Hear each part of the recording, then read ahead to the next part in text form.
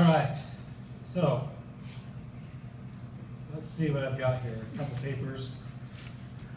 First of all, there are a few people here, just a couple, who are playing horseshoes today because of Dennis, because of my dad. So I've got my family over here. I want them to stand up.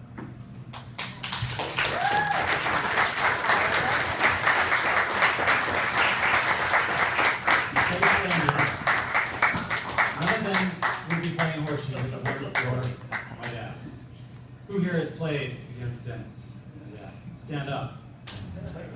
Against him. Against Dennis. Now, who else perhaps wouldn't even be here if it weren't for Dennis organizing horseshoes the way he's done it for the last nearly 40 years? Have you ever played in a Southern Utah horseshoe tournament? Stand up. If you haven't stood up yet, you should be standing. Anybody who's been pitching horseshoes in Southern Utah should be standing up. Now I've kept score at a horseshoe tournament in Southern Utah. Have your family members drug you out to tournaments in Southern Utah?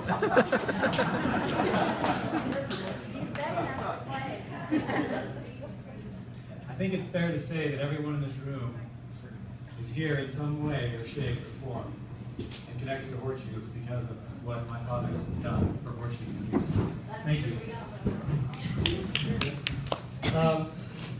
You know, everybody gave a little bit of background bio on their individuals, and mine's easy because my dad was born in 1945. And the next year, his dad, Ray Ohms, won the Utah State Championship for the first time. So from that time forward, pretty much horseshoes was part of my dad. It was in his blood from day one. So his whole life is a story that has horseshoes intermingled and intertwined through his daily activities. In the 1950s, when the World Tournament was in Murray, all those years, my dad grew up on the courts. Literally grew up on those horseshoe courts in Murray and at Liberty, playing and watching the greats play the game. When he was old enough, he finally got to play in the World Tournament in Murray as a junior boy, and he played 4 years there and placed third. His highest placing was third place in the Junior Boys Championship. From 1958 through 1960, he served as the national junior representative to the NHPA Council. So he was actually a member of the National Council as a young man. He represented the youth interests to the NHPA. One of the things that he was charged with one year was deciding whether or not a young man from, I think he was from Indiana at the time, was eligible to play as a youth or if he had to play as an adult, because he pitched in some adult classes back east. But he never won money, and so my dad decided he was still eligible as an amateur. You could call all of us amateurs, I think, but he decided he could play, and the young man went on to win the Junior Boys World Champion that year, and this young man's name was Donnie Roberts. Donnie Roberts in the 1980s became secretary of the National Horseshoe Pitchers Association and oversaw the greatest growth the NHPA ever experienced. And so my dad kind of says, maybe it was because of me. If I had let Donnie play, he might have gone with the men and got clobbered and never played again. Horseshoes wouldn't be what it is today. But maybe not. Donnie was from a horseshoe family. After my grandfather passed away in 1963, my dad kind of stayed away from horseshoes for a little while. He went to college, served a mission, got married, started a family, things in life that kind of take you away. But then about 1979, he decided he wanted to get back into horseshoes. And there was a tournament in Southern California called Calico Ghost Town Tournament. And they had a celebration there called the Hullabaloo Days. And that tournament was really fun because we got to go as kids and play in the ghost town. So much so that most of us would drug our kids back at some point to go play in that ghost town. But he would play in that horseshoe tournament. And I remember one experience there. He hurried and came down to the campground, got all of his kids out of bed because he was already up warming up. And he says, "You have to come up to the horseshoe courts. I want you to meet somebody." I mean, I was 6 or 7 at the time. So he drug us all up there, and there's this old guy pitching horseshoes. And making ringers, and my dad says, I want you to meet this man. This man is Fernando Isaias. And he played against Grandpa. I didn't know who Fernando Isaias was from Adam at the time. Well, Fernando Isaias was the world champion from the 1930s all the way into the 1950s. All those years, there were several years the world tournament wasn't held because of the Depression and the war. Even though it wasn't held, Fernando was the title holder all those years. He's actually held it more years than Alan Francis. Alan Francis has won it more years. But anyways, just a side there. But the thing that was neat about it was he knew my grandfather, and I never knew my grandfather. And so to hear some of the stories he had to share, to know someone that amazing knew my grandfather, that was kind of neat. And it's something I've grown to be more amazed by the more I learned later on in life about horseshoes and my dad and some of the great people that were in that sport. So he got back into horseshoes with those tournaments down there. And by 1982, he caught the attention of the folks up on the northern side of the state. They knew he was down here. He was starting to organize tournaments that were going on. They were non-sanctioned, but they said, okay, Dennis, you want to do something, let's get you involved. So he was elected a vice president of the Utah Horseshoe Pitchers Association in 1982. With the immense growth that was going on down here at the time, the southern end of the state was getting really heavy with horseshoe pitchers. So there was a petition or a push to create a Southern Utah charter. And that charter was awarded in 1983. And the first tournament of the Southern Utah Horseshoe Pitchers Association was called the Mid-Valley Doubles. It was held in our backyard. And we still have 3 horseshoe courts there today, sanctioned. We play tournaments on them. So that's where it started. But since then, it's been a ride. He was elected president in 1983, and every year since was elected president. Our elections were annual rather than every 2 years. So every year he came up for election. And he blames me for that he was president every year, because in the 1980s, late 80s, early 90s, there was a lot of people playing horseshoes. In fact, 1991 was a massive year. And we were gathered at the old Sizzler now, the Town and Country back then. And there were a lot of people up to be nominated for president.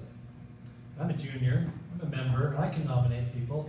I'm sitting on the front row and nobody has nominated my dad.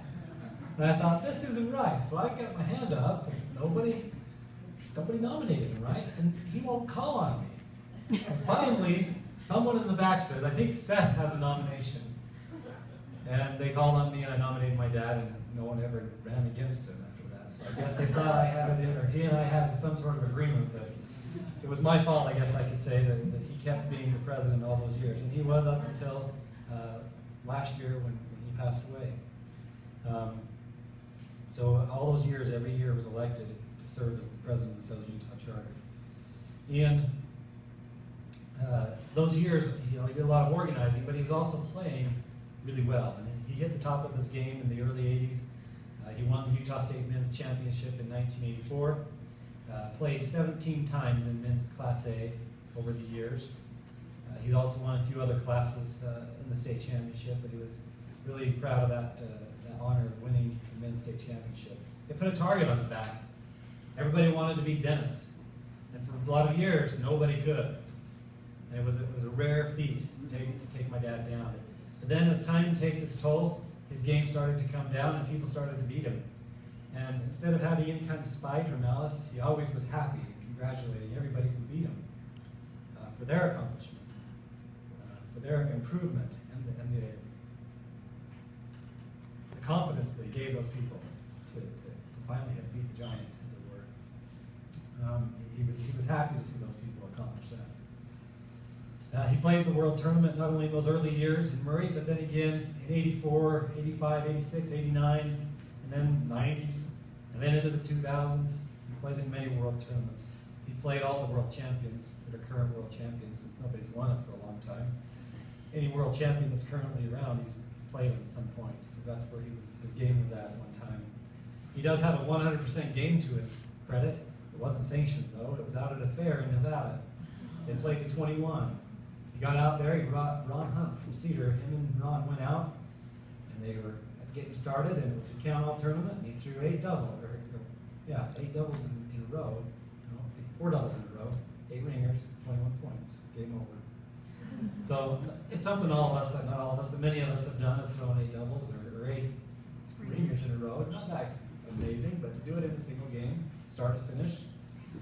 If it would only sanctioned, it would have been on some great list somewhere, but it was an accomplishment. Throughout his time as a charter president, he directed multiple regional tournaments in Mesquite, Nevada. Western Regional started there. There was also a holiday special tournament that was held down there. Horseshoe courts were built all across southern Utah under his guidance. The Cedar City courts, Hurricane Head courts, Parowan, Nephi, Richfield, Kanab, Monticello, all these courts were under his direction that got put in over all these years. And a lot of church recreation areas, people would come to him all the time asking for guidance on how to put in the horseshoe courts. He directed for all those years, for the years that it existed. He was starting first, but Utah Summer Games came about, and he directed those horseshoe tournaments, statewide tournaments, for 30 plus years. Same with the Huntsman World Senior Games for all those years with the help of Cleo and my mother. He was inducted into the Hall of Fame for the Huntsman World Senior Games for his efforts there. Some of the things that some of you might not be so much aware of. The National League program in the NHPA always existed for a lot of years. There were leagues, and you could get top 10 awards, and there was recognition, and it was great, and anybody could play in it, young and old. Well, in 1985, he said, well, why don't we just have a league for kids, only kids, and have recognition for them separate from the adults? Maybe it would help grow youth in this sport. And he contacted the National, and the National says, well, that sounds like a good idea, let's look at that. And after a little bit of correspondence, they said, we have an accord, we're going to do it. And so my dad put together the first youth NHPA youth league. And since then, there have been hundreds of youth leagues. But it was his vision that created that as we experience today. And today, we still have youth leagues in southern Utah. We have a few of us family members who were part of that first youth league in 1985. My older brother Gabe won it, and he always won. Anyways. But the youth leagues work. Jen Bunker can describe that, right, Jen? I was one of the 85ers. Yep, and how many state championships have you won? 11. Yep. And a couple of junior ones. And a couple of junior ones.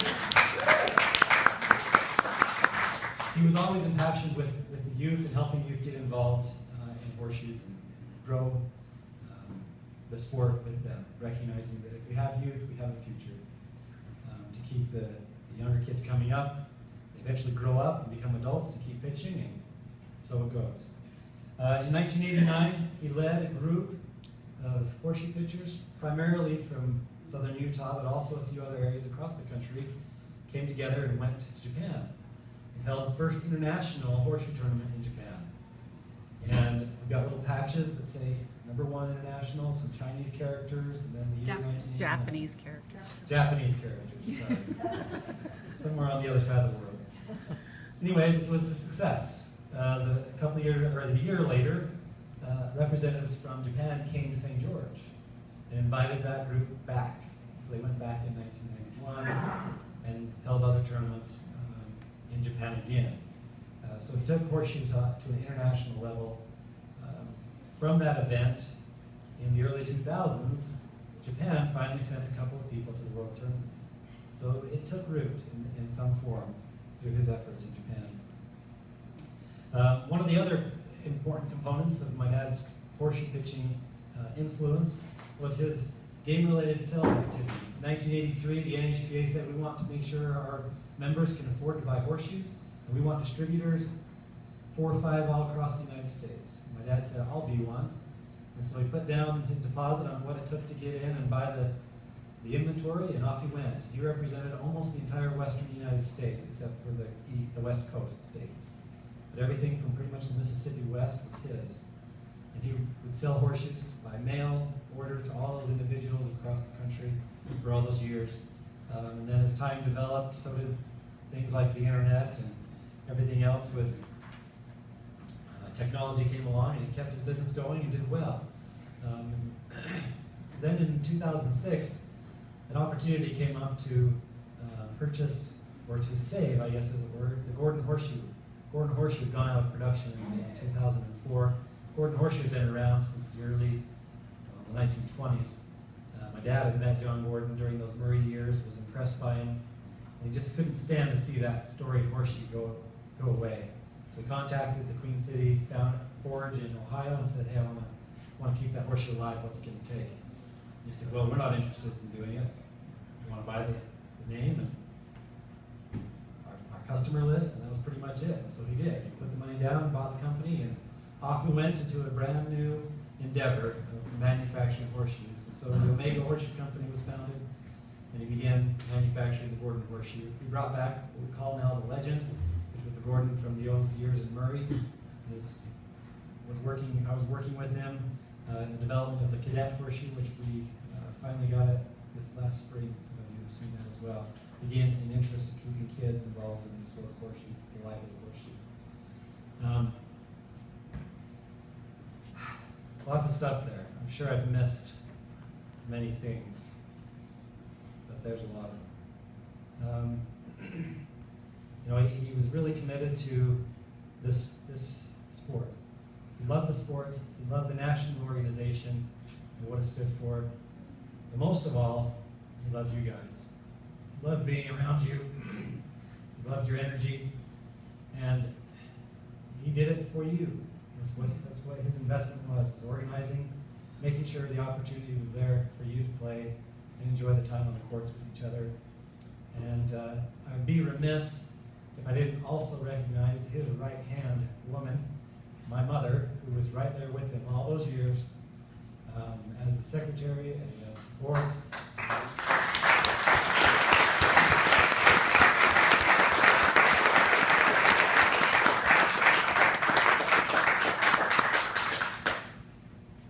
With that, I join you in inducting my father, Dennis Ray Ohms, into the Utah Horseshoe Pitchers Hall of Fame and invite my mother up to accept that award.